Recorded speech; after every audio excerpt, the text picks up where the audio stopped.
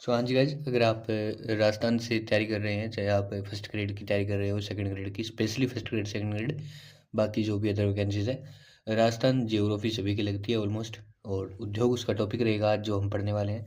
ठीक है, इस टॉपिक को अपन 2-3 वीडियो में पढ़ेंगे, लेकिन मेन जो अपना आज है, आज ये है कि इसके बारे में थोड़ा बताएंगे। और जो अपने उद्योग है मेन मेन वो पढ़ेंगे अपन।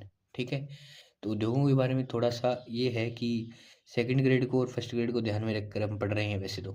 ठीक है, उनके हिसाब से। उसके बाद जो मटेरियल है मैं आपको फुल्ली डिटेल में पढ़ाऊंगा। उसके बाद जो छोटी वैकेंसीज है उनमें क्या होता है कि मोटा मोटी आता है, तो वो मोटा मोटी देख लेना। बाकी मैं जहाँ यहाँ लिखवाऊंगा वो शॉर्ट नोट्स टाइप लिखवाऊंगा। बाकी जो आपको फुल नोट्स अगर आपको चाहिए तो आप मुझसे व्हाट्सएप पे कांटेक्ट कर सकते हैं। कलाम के आपको नोट्स प्रोवाइड करा दूंगा मैं। आपको कलाम के नोट्स मिल जाएंगे। ठीक है, उस पर आप व्हाट्सएप का लिंक जो है वो डिस्क्रिप्शन में मिल जाएगा, नंबर मिल जाएगा, वहाँ से देख सकते हैं। उसके बाद बात आती है कि अब उद्योगों की चर्चा कर ही रहे हैं, तो पहले उद्योगों में ये चीज़ है कि अपने उद्योग है कितने, मेन चीज़ ये आती है पहले। उसके बाद उसका मतलब जो राज्य की अपनी अर्थव्यवस्था है उसमें उद्योग क्षेत्र का कितना योगदान है। पहली बात तो है ये करंट से रिलेटेड है। जो अपना ग्रोथ रेट होती है ना, सकल राज्य मूल्यवर्धन, वो चीज़ मैं आपको बताऊंगा। उसके बाद बात करेंगे अपन उद्योगों की। लेकिन उसके बाद जो उद्योगों की नीतियाँ आती हैं उसकी बात करेंगे, डिटेल से समझेंगे। तो मैं यहाँ पे जो आपको लिखवाने वाला हूँ वो ये चीज़ है कि अपना जो पहले देख लेते हैं कि राजस्थान में जो है जिला उद्योग केंद्र कितने हैं। ठीक है, जिला उद्योग केंद्र राजस्थान में है 36। ठीक है, 36। और 8 जो है वो है उपकेंद्र। ओके, ये तो थोड़ा सा डाटा है जो आपको याद रखना है। उसके बाद आता है वर्ध उद्योग कितने हैं और मध्यम उद्योग राजस्थान में कितने हैं। तो वर्ध उद्योग की मैं बात करूं, ठीक है, वर्ध उद्योग यहाँ पे अपने 238 कुल हैं। और मध्यम उद्योगों की अगर मैं बात करूं यहाँ पे मध्यम उद्योग कितने हैं, तो मध्यम उद्योग यहाँ पे 452 है। तो ये आपका रेशियो रहता है। उसके बाद आती है एक तो जैसे ये छोटी छोटी चीज़ें हैं ना, जैसे वस्त्र नगरी किसे कहते हैं, तो वस्त्र नगरी, औद्योगिक नगरी किसे कहते हैं। ये चीज़ें अगर वस्त्र मिल में हम पढ़ेंगे तो वस्त्र नगरी हमें पढ़ना पड़ेगा। उसके बाद बात आती है कि हम उद्योगों की बात कर रहे हैं, तो औद्योगिक नगरी किसको कहेंगे, सबसे ज़्यादा उद्योग कहाँ है। और औद्योगिक नगरी हम सिर्फ उद्योगों के बेस पे नहीं कह सकते। अब सबसे ज़्यादा उद्योग अगर मैं आपको बताऊं, वृहत स्तरीय उद्योग, तो ये अपने ये स्तरीय उद्योग है, ये सबसे ज़्यादा कहाँ है, तो ये अगर नाम आएगा आपके भिवाड़ी राजस्थान, यानी खैरथल तिजारा। पहले ये अलवर में आता था, अब अलग हो गया, खैरथल तिजारा भी एक जिला है। तो वहाँ अभी ये भिवाड़ी आता है। भिवाड़ी में सबसे ज़्यादा वृहत स्तरीय उद्योग है। उसके बाद आता है कि सर ये तो एक नंबर पे आ गया, 2 नंबर पे किसका स्थान है। 2 नंबर पे आपको भीलवाड़ा आता है, अपना भीलवाड़ा और अलवर। उसके बाद आता है कोटा।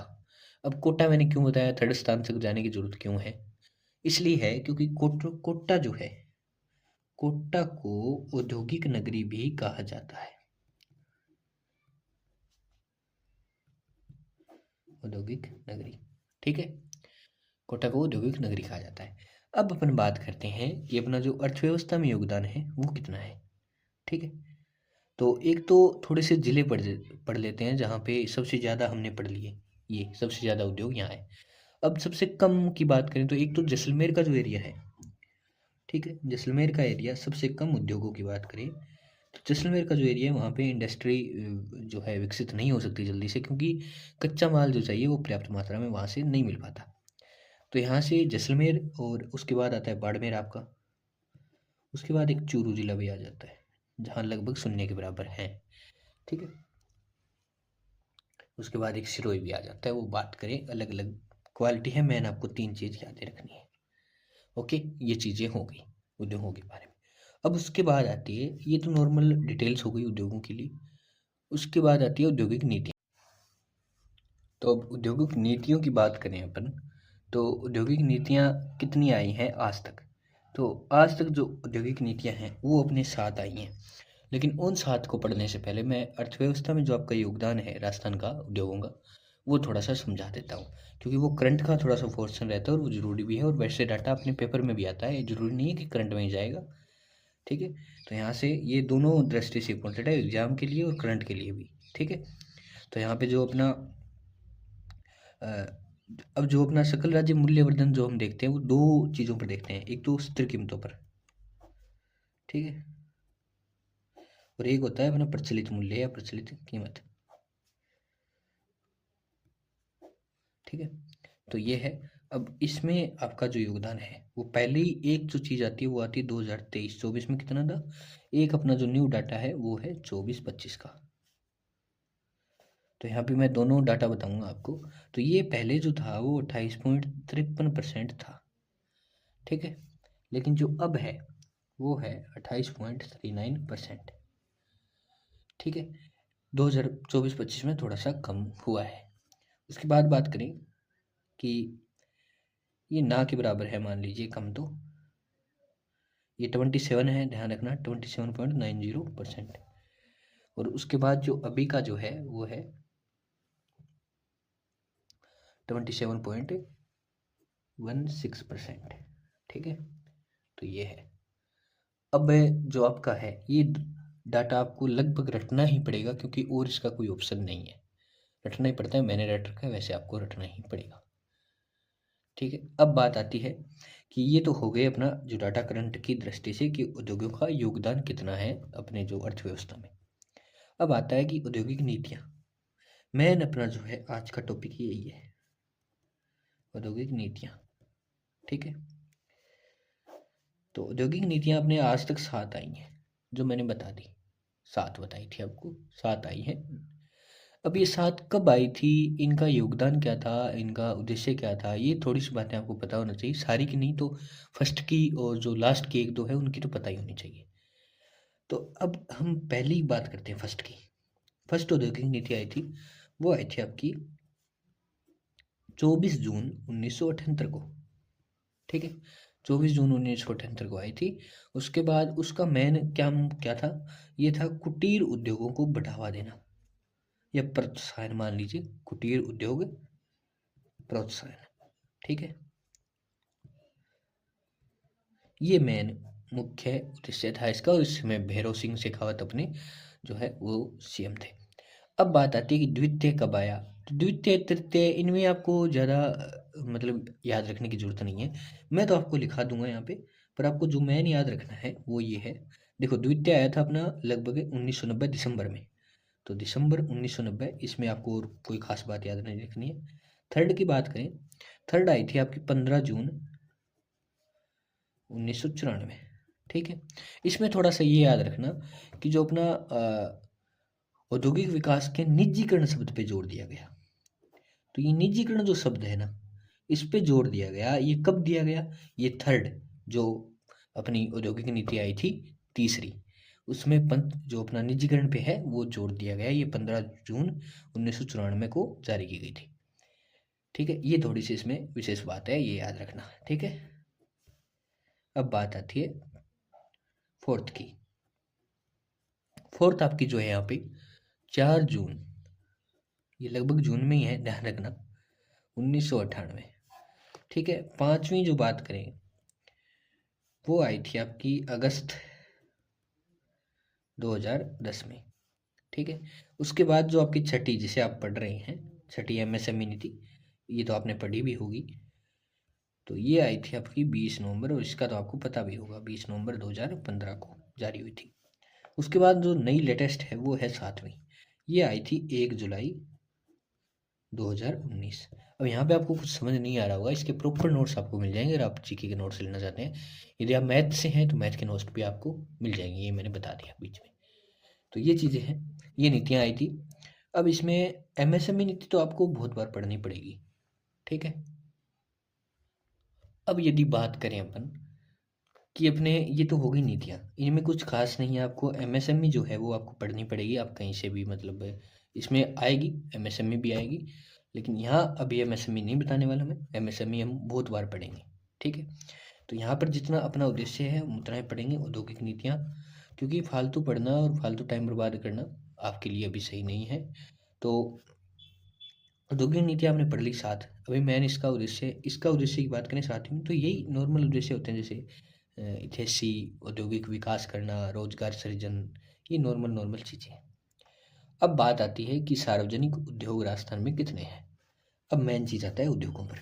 तो चलिए नया पेज ले लेते हैं। तो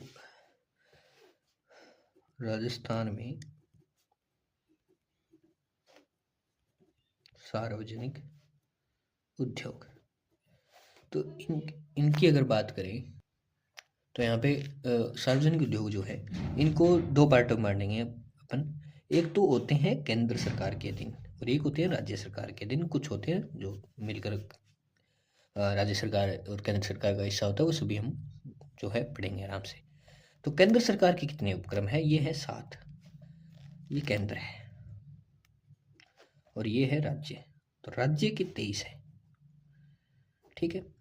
अब टोटल बात करें अपन तो 23 में से जो इसको दो भागों में बांटते हैं, फिर ये तो है वैधानिक बोर्ड द्वारा गठित है, वैधानिक बोर्ड द्वारा गठित। ये अलग अलग संस्थाएं होती है, अधिनियम होते हैं अलग अलग, उनके अधीन गठित होती है 6।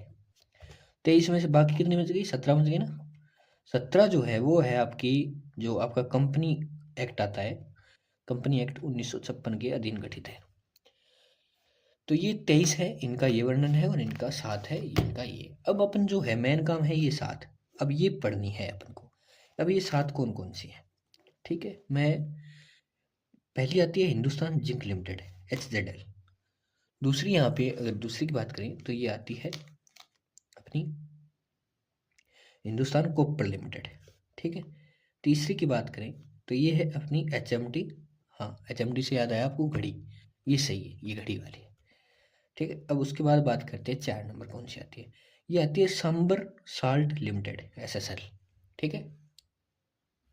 अब जो 5वीं है वो आपकी आती है इंस्ट्रूमेंटन लिमिटेड, IL, और ये कोटा में है कि IL के, इसका जो शॉर्ट फॉर्म है वो है। एक आती है 6 नंबर मॉडर्न बेकरीज, ठीक है, बेकरीज इंडिया लिमिटेड, ठीक है। उसके बाद जो अपना आता है 7वीं आती है अपनी राजस्थान इलेक्ट्रॉनिक्स और इंस्ट्रूमेंटल लिमिटेड, यानी इसकी अगर शॉर्ट फॉर्म लिखें अपन तो REIL, रील, ठीक है। ये है, ये 7 जो है ये केंद्र सरकार द्वारा गठित है। उसके बाद वैधानिक की पढ़ेंगे अपन, उसके बाद ये 17 जो अलग हैं वो पढ़ेंगे। उसके बाद भी कुछ उद्योगी बच जाते हैं जो हम पढ़ेंगे आराम से। तो ये है, इसकी चर्चा हम नेक्स्ट वीडियो में करेंगे उद्योगों की। अभी मैंने आपको उद्योगों का बेसिक बताया, औद्योगिक नीतियाँ बताई। अगर आपको समझ आई है तो वीडियो को लाइक शेयर सब्सक्राइब जरूर करना, और आगे अपन इसी बारे में बात करेंगे। तो आगे कल जो है हम अपन ये 7 पढ़ेंगे नेक्स्ट वीडियो में, ठीक है। तो सब्सक्राइब जरूर करके जाना। ये 7 इनकी फुल डिटेल्स बताऊंगा, कब ये स्थापित हुई थी, इनका क्या उद्देश्य था, ये बंद है अभी या नहीं है, इनकी कितनी इकाइयाँ हैं और इनके मुख्य काम क्या है। तो ये चीज़ें अपन कल चर्चा करेंगे। उद्योग आप 3-4 पार्ट में पढ़ेंगे, उद्योग क्लियर हो जाएगा, उसके बाद आपका उद्योग में कोई डाउट नहीं रहेगा, इसकी मेरी गारंटी, ओके। उसके बाद हम कुछ क्वेश्चंस भी मैं आपको प्रोवाइड करा दूंगा। तब तक के लिए जय हिंद, जय भारत, और लाइक सब्सक्राइब जरूर करना।